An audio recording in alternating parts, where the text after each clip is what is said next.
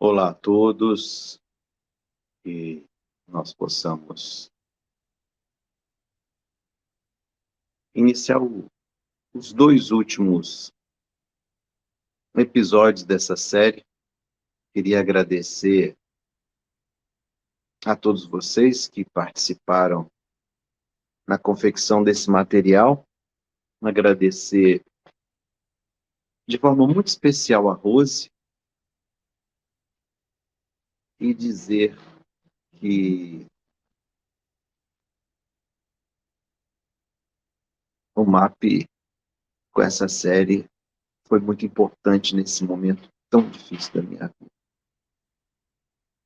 Seu Irvan, deixo aqui já o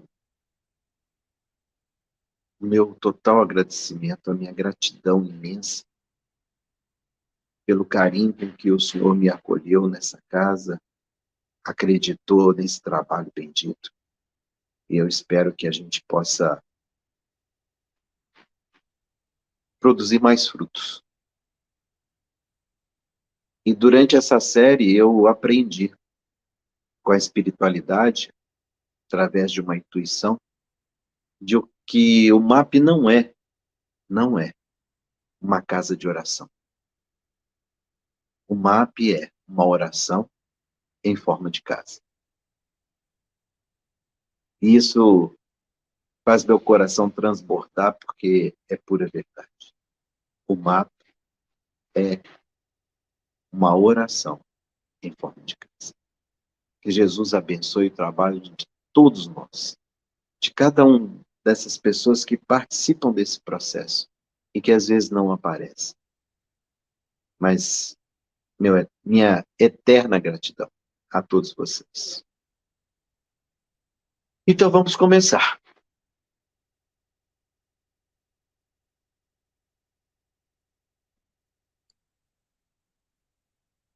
Olá a todos, sejam bem-vindos a mais um episódio do Colégio dos Doces. Estamos aqui reunidos nessa casa abençoada, o MAP, o Movimento de Amor ao Próximo.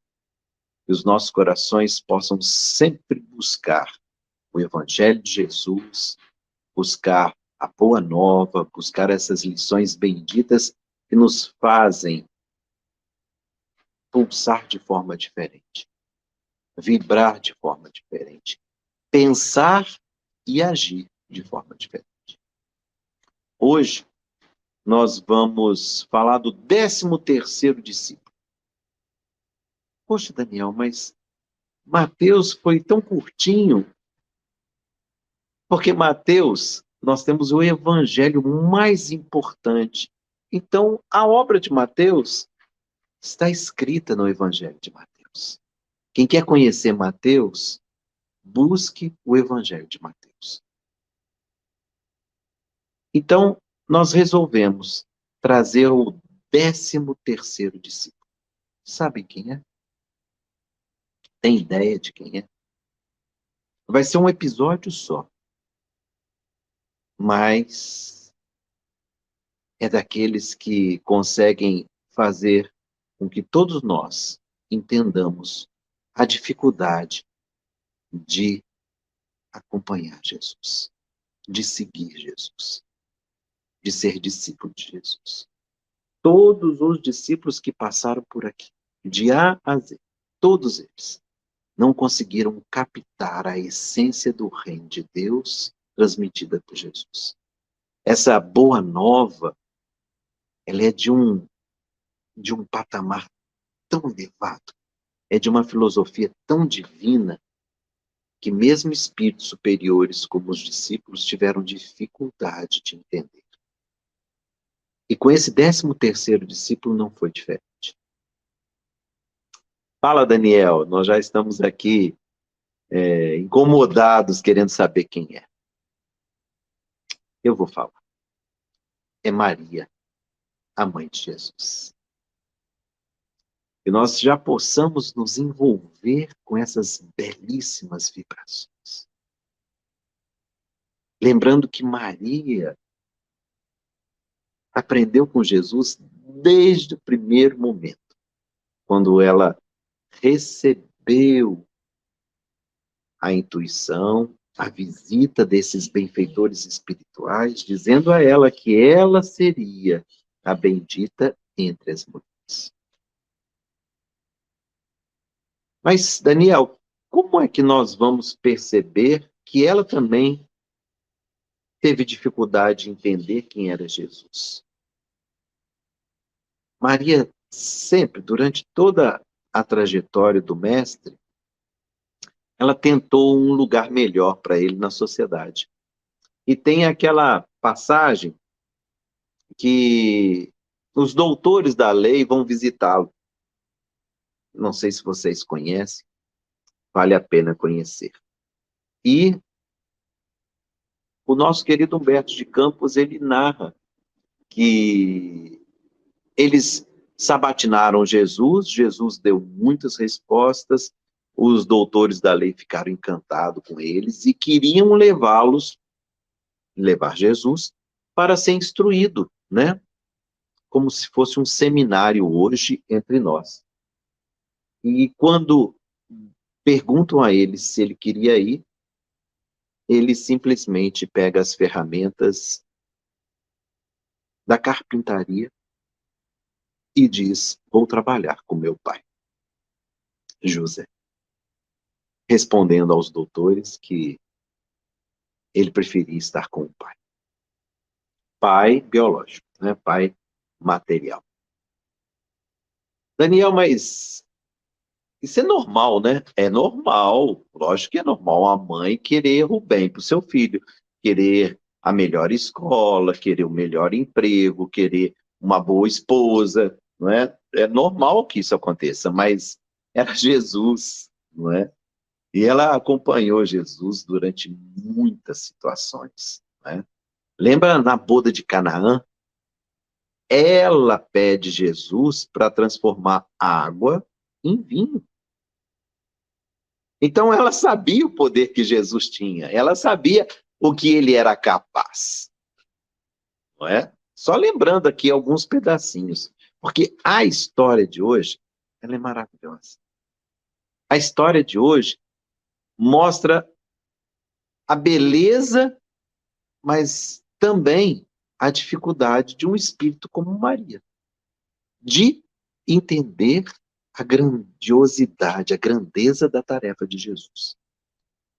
Está no livro Lázaro Redivivo, Chico Xavier.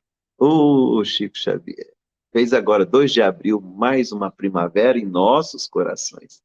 Chico, receba o nosso agradecimento. Receba o nosso carinho, Chico, porque tantas bênçãos chegaram às nossas mãos pelas tuas penas. Nós agradecemos. Nesse livro, chamado Lázaro Redivivo, nós temos o irmão X, Humberto de Campos, escrevendo pelo Chico Xavier. E ele traz a notícia de como foram os momentos finais de Maria com Jesus. O livro está intitulado A Escrava do Senhor. A lição está intitulada A Escrava do Senhor. E Humberto de Campos vai narrar para nós o que aconteceu após a prisão de Jesus, que nós já comentamos aqui, não é? Tem um episódio do Pedro, a negação do Pedro, tem Judas, né?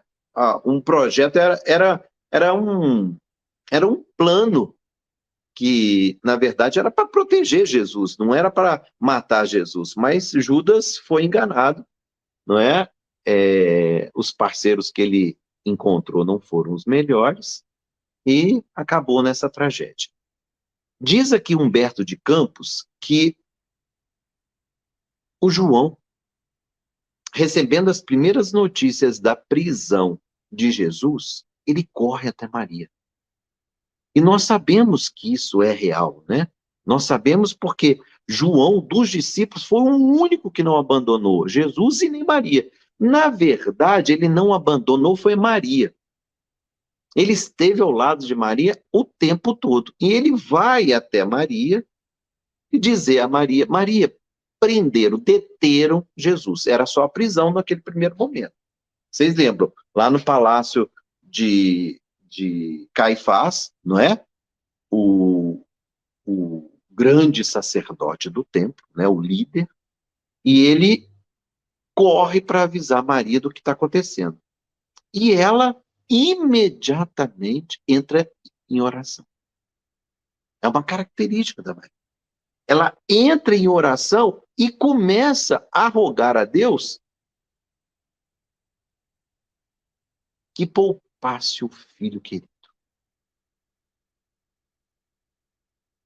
E ela, nessa primeira oração, ela questiona. Não era Jesus o embaixador divino? Não recebera ela a notificação dos anjos, né, desses espíritos superiores que vieram revelar o que aconteceria, a condição celeste do filho dela? Seu filho amado não nascera para a salvação dos oprimidos? Foi ou não foi?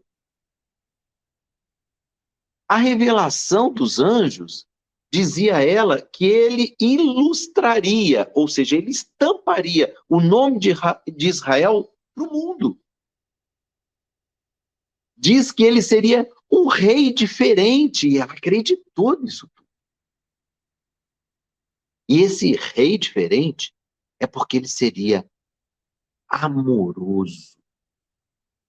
Ele teria poder, mas esse poder seria o poder do amor. E ela continuava pensando, não era Jesus que curava os leprosos, levantava paralíticos sem esperança? Por que estão prendendo? E por último, olha aonde ela foi. E a ressurreição de Lázaro? Lázaro não estava morto. Jesus o trouxe à vida novamente. Isto não bastaria para ele ser glorificado na terra?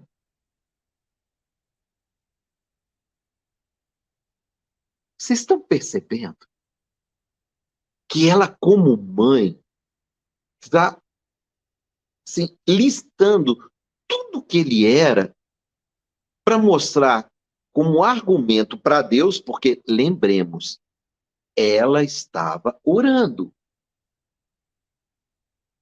É uma súplica a Deus. Não é isso? E ela está anunciando para Deus tudo aquilo que foi anunciado para ela. Sim, tem alguma coisa errada aí, Senhor. É ou não é?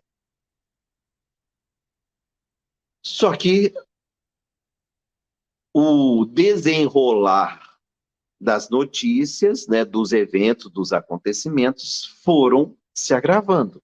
E aí João volta. Olha, Maria, complicou um pouquinho mais, porque eles transferiram Jesus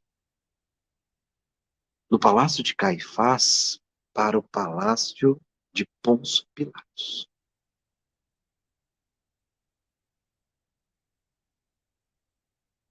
E aí Maria, de novo, em sua casa, começa a orar. Começa a buscar a Deus pedindo misericórdia. Suplicando, e eu já comentei aqui sobre a questão da súplica, porque a súplica é quase uma exigência. A súplica, ela beira a imposição a Deus daquilo que nós queremos.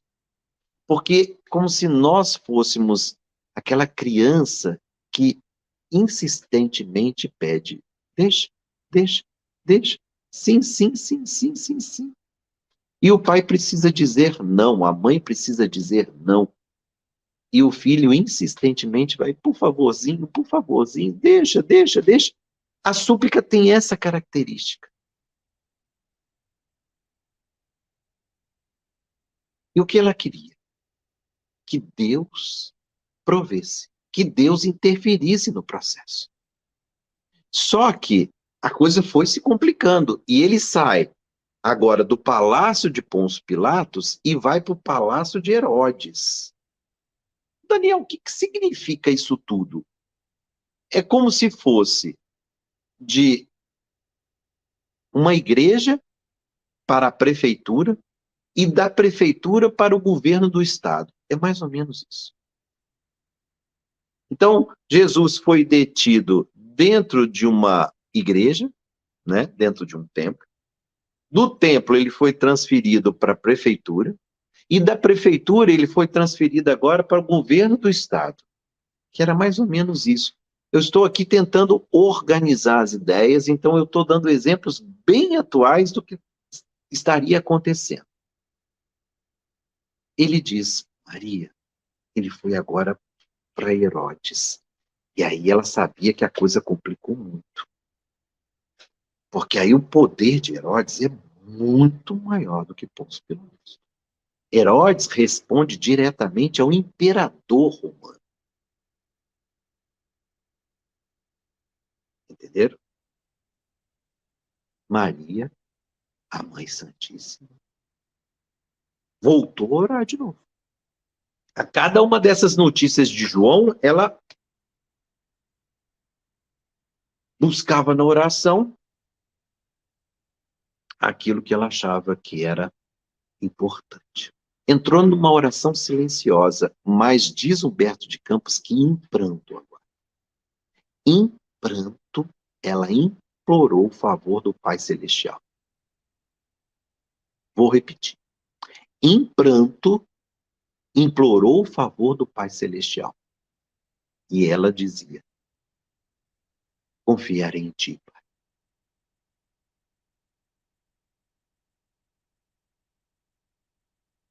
As notícias não eram boas. Lembra o que acontece? Ele vai para Herodes, e aí de Herodes faz aquela cena horrível. Trata ele como se fosse um escravo, um reles escravo, um nada.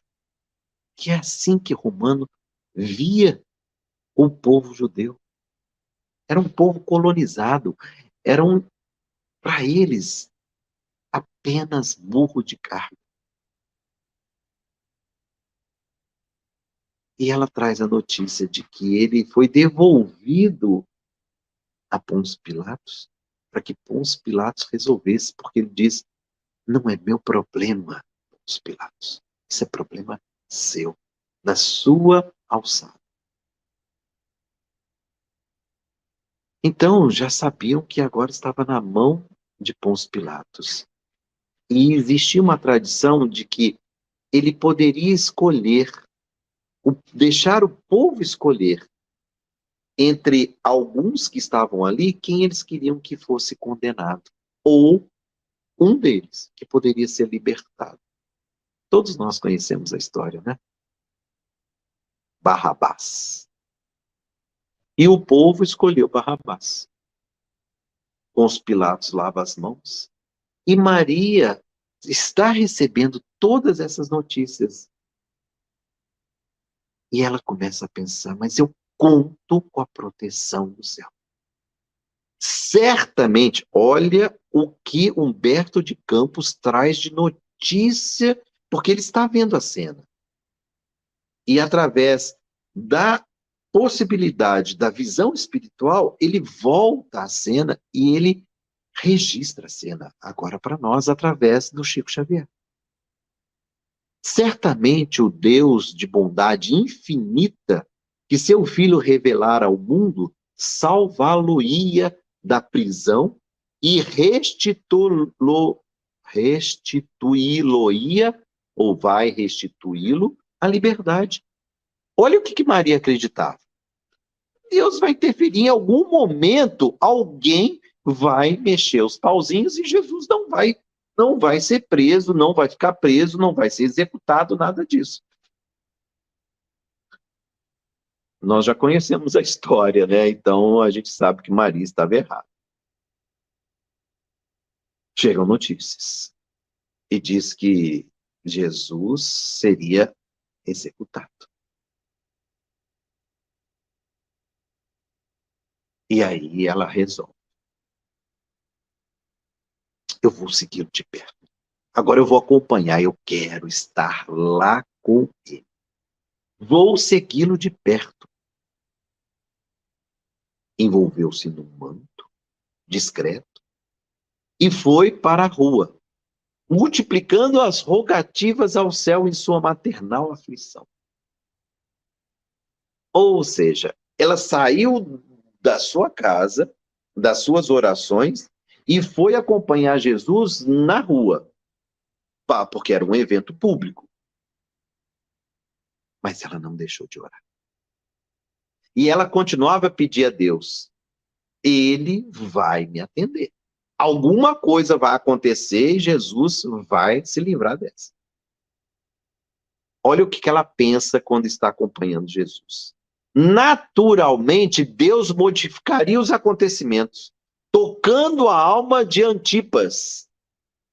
Não duvidaria um instante que fizera seu filho para receber afrontas. Gente, é um coração de mãe. Dá para ver aqui que é uma mãe. Ela espera de todas as formas que alguma coisa aconteça. Então, assim, se não for Herodes, Antipas, vai ser Pôncio Pilatos. Se não for Pôncio Pilatos, vai acontecer algum evento que vai libertar o filho. Como a gente já conhece a história, a gente sabe que ela errou, mas ela insiste. Ó, infinita amargura, isso é Maria falando. Vestido com uma túnica de ironia e ostentava nas mãos uma cana suja à maneira de cetro, a fronte coroada sangrava. Ela queria abraçar. O impulso dela foi: vou envolvê-lo, vou abraçá-lo. Mas é interessante que diz que Humberto de Campos, que os olhares se cruzaram. Ela e Jesus se olharam. Ela ia até ele, mas os olhares se cruzaram. E nesse olhar que se cruzou,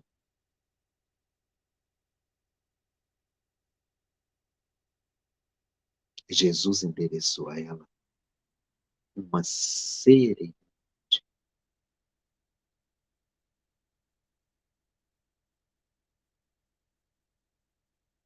Como explicar a tranquilidade que ele passou para ela?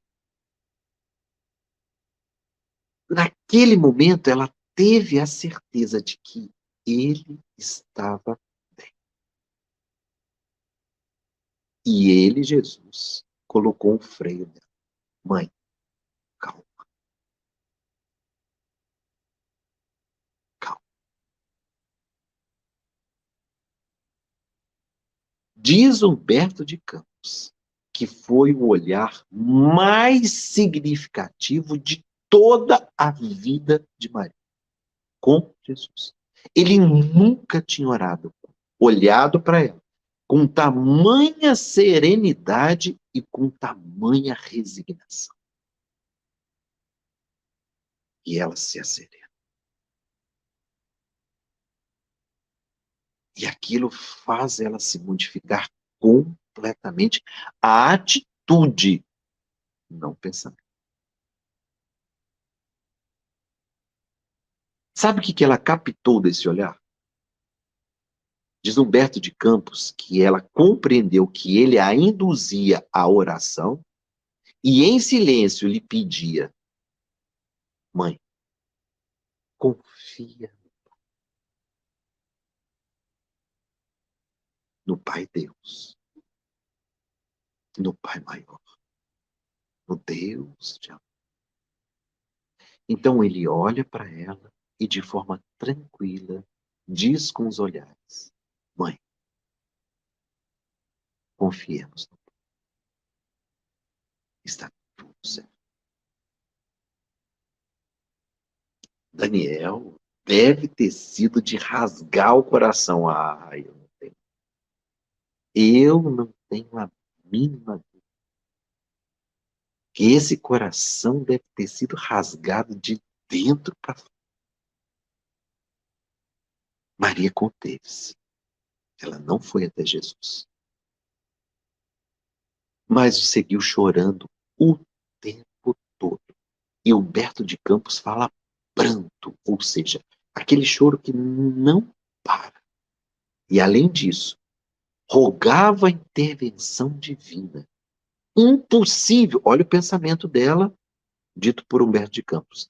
Impossível que o Pai não se manifestasse. Ela confiava, eu confio, Senhor. Mas olha como ela confia. Eu confio que você vai interferir. Ou seja, eu confio, Senhor, que você vai fazer o que eu quero. Maria também não entendeu.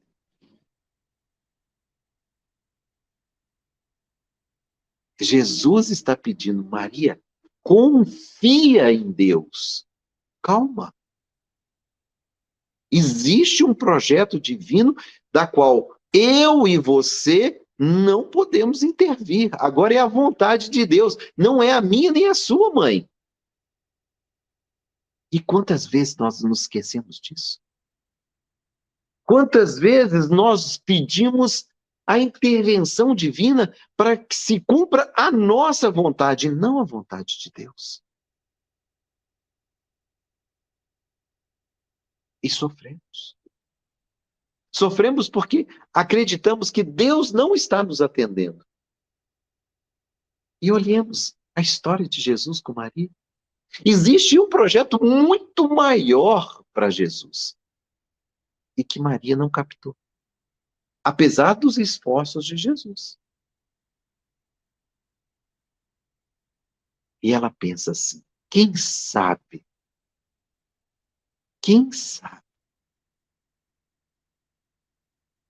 chegará o instante da ordem de Deus. Tem um momento que às vezes Deus interfere, que vai chegar. Quem sabe Deus não interfere diretamente na cabeça do juiz, desses poderosos, dessas pessoas que têm na mão a capacidade de libertar ou prender. Mas, para surpresa dela, escolheram Barrabás. O povo teve a opção entre Jesus e Barrabás. Escolheu Barrabás. E diz Humberto de Campos que ela disse assim: Senhor, onde está o Eterno que não ouve as orações? As minhas orações. Eu sei que tem gente que não está acreditando, mas eu insisto. Procure um livro, Lázaro Redivivo. Lição 2, a escrava do Senhor. Leiam. Isso é uma revelação do Chico Xavier, junto com Humberto de Campos, para todos nós, para que nós possamos entender cada um desses discípulos, cada uma dessas personagens que estiveram ligadas diretamente a Jesus. E mostrar Maria como mãe, eu acho maravilhoso. Mostrar Maria atormentada com a prisão, com o julgamento, com a escolha de Barrabás em vez de Jesus. Ela não podia acreditar que isso fosse verdade. Mas e tudo aquilo que me falaram? Que ele era um rei diferente, que ele era um profeta, de que ele curaria. Ele curou, ela viu ele curar. Ela pediu ele para transformar água em vinho e ele transformou. Ela conhecia Jesus, sabia que era santo. E é aí que fica mais difícil. Quanto mais belo o filho, quanto mais puro o filho, mais difícil é perder.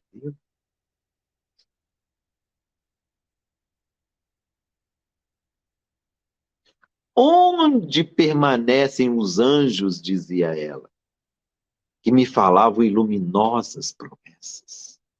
Ela estava se sentindo abandonada. Onde está Deus? Ele não está ouvindo as minhas orações. E levanta a mão. Quem nunca fez isso? Deus não me ouve. Parece que Deus esquece da gente. Há pouco tempo eu tive a impressão de que meu anjo da guarda tinha saído de férias. Era tanta dor, era tanta dor, era tanta dor, que eu falava assim, Senhor, não é possível. Não é possível. Mas é nessa situação. A gente não consegue entender um projeto muito maior do que nós. Nós só conseguimos ver o aqui e o agora. E Deus vê a eternidade. Ele nos vê como um professor vê uma criança recém-nascida, que um dia vai chegar na universidade e que tem que criar um projeto por várias etapas dentro da escola. Só que a gente não consegue entender as várias etapas. A gente não. Às vezes a gente pergunta assim, mas por que eu estou estudando isso? Não é assim que a gente faz? Por que eu estou passando por isso? É que a gente não consegue perceber a importância desse processo lá na frente.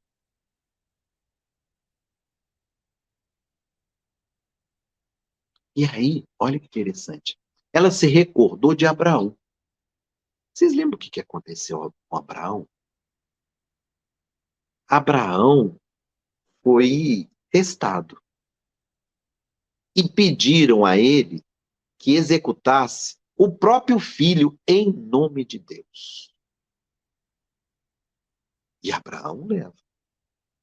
Ele leva o filho para o monte, faz um altar e ele executaria o filho como se fosse um cordeiro, porque a tradição hebraica, no início, era de sacrifício a Deus. Então, se fazia sacrifício de animais, e no tempo de Jesus ainda assim, você poderia doar um boi, que era uma coisa absurda de caro, você poderia doar um cordeiro, né, que seria uma ovelha, é caro também. Você poderia doar uma pomba. Então, você doa como sacrifício uma pomba, que é uma coisa muito mais barata. Ou você poderia doar uma moedinha, uma oferenda no gasofilácio. Tem até uma passagem que fala sobre o óbulo da viúva, que seria uma moedinha muito, um centavo da viúva. Que é muito interessante, que Jesus está lá e ele vê as pessoas doando, né? Fica aí a dica, o óbulo da viúva. E aí ela se lembra que Abraão ia matar o próprio filho fazendo um sacrifício a Deus, e na hora que ele levanta o punhal para matar, os benfeitores dizem, chega, Abraão, você já provou que você é fiel a Deus, não precisa executar seu filho. E aí ela lembrando disso, ela pensou, vai que até no último momento, quando o punhal for levantado, Deus interfere. Diz assim Humberto de Campos que é o pensamento dela. Certamente o Deus compassivo escutava-lhe as súplicas e reservava-lhe júbilo igual.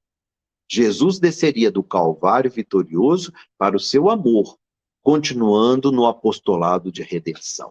Opa! Olha o que ela queria. O que ela queria?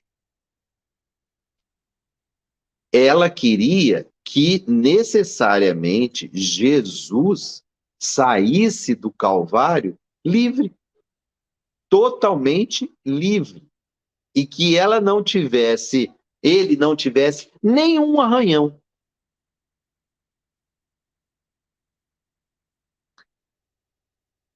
Bem sentimento de mãe, né? Sabe a única coisa que ela não está se perguntando aqui até esse momento? é onde Deus quer chegar.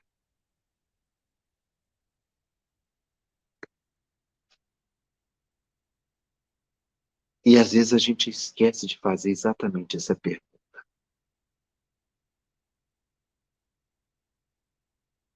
O que Deus quer com tudo que está acontecendo na minha vida? Qual é o projeto de Deus para mim? Se tantas são as dificuldades, se tantas dores, será que existe um projeto tão belo para mim quanto foi para Jesus? Porque nós não podemos imaginar que Deus trataria Jesus de forma diferente de nós. E ele tinha que provar isso, e foi provado através da sua execução. Está vendo? Não existe diferença. Qual a diferença? É a forma como a gente enfrenta os problemas. O olhar dele para Maria estava dito: calma, mãe, vamos confiar no Pai. Ele é bom, justo, misericordioso. Então, assim, não dá para acreditar que os nossos anjos saíram de férias, não dá para acreditar que Deus esqueceu de nós. A única coisa que faz sentido é acreditar que nós não estamos compreendendo o projeto divino para a nossa vida.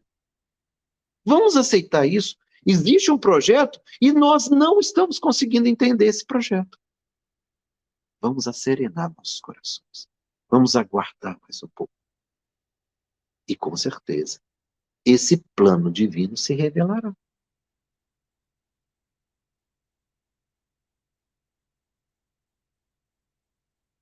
E aí diz Humberto de Campos que houve toda aquela cena que nós conhecemos. Jesus foi crucificado, Maria ficou embaixo, acompanhando o tempo todo, abraçada com João. E o coração dela foi sendo dilacerado a cada passo. Pregaram Jesus na cruz, levantaram Jesus na cruz. Jesus foi estocado com a lança. Jesus foi rendendo a dor e ao cansaço. E ela acompanhou cada. Ela ouviu de Jesus apontar para João e dizer para ela: Maria, eis aí teu filho. E disse para João: João, eis aí tua mãe. Até nesse último momento ele cuidou dela. Falou: mãe, eu não vou te deixar sozinha, eu estou te entregando para João.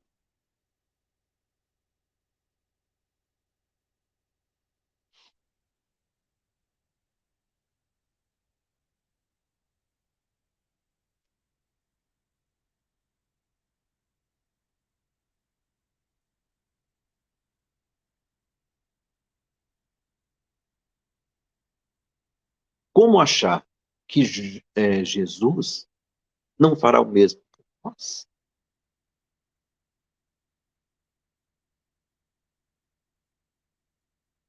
Nós precisamos entender o projeto de Deus. E narra Humberto de Campos que ela viu a cabeça tombar pela última vez. E aí ela estava consumada. Ela que tanto pediu a Deus para intervir, viu ali na frente dela o filho morrer, executado numa cruz vergonhosa, imoral.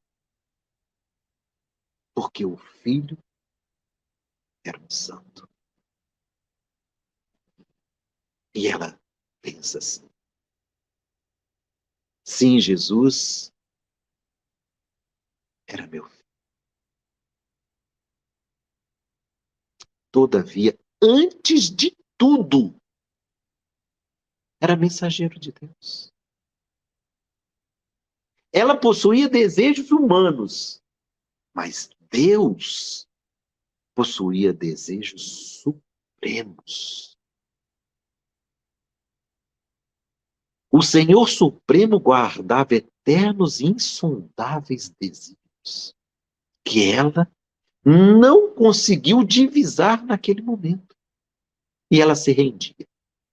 Os meus são desejos humanos, Senhor, mas eu me rendo aos teus desígnios eternos. E Humberto de Campos diz: o carinho materno poderia sofrer. Contudo, a vontade celeste se alegrava em grande regozijo. Regozijo é alegria espiritual. Poderia haver lágrimas em seus olhos, olhos de Maria, mas brilhariam festas de vitória no reino de Deus. Ela chorava, mas no céu, festa. E por que festa? Porque Jesus deu pleno cumprimento à sua missão. Lindo, né? E diz, narra Humberto de Campos, que contemplando o filho morto,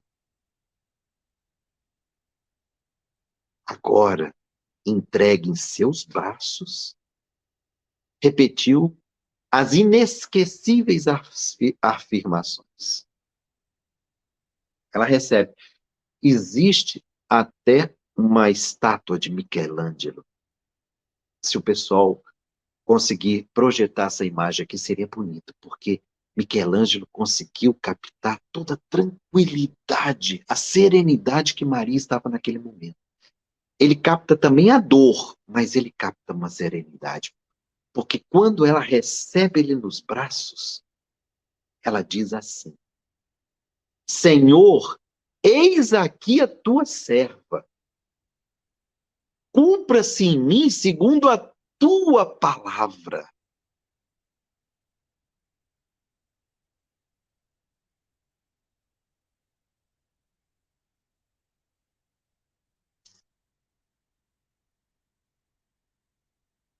Emoção que nos pega. Nesse momento, ela já não era mais a mãe. Agora ela era uma missionária com Jesus.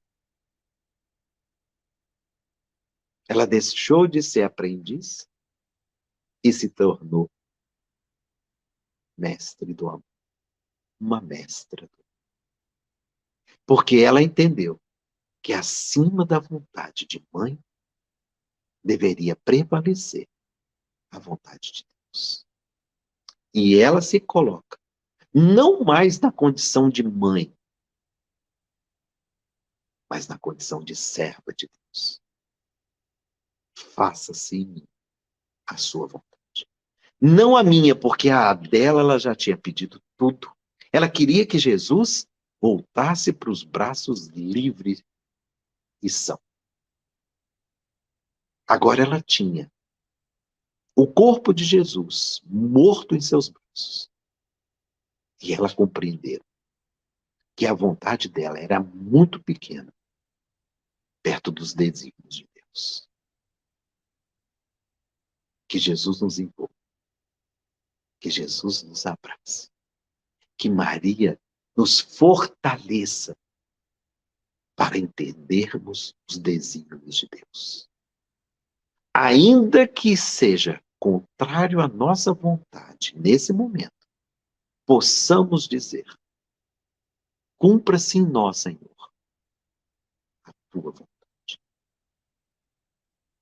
Paz e bem, paz e luz. Muita, muita paz para todos nós. Que assim seja.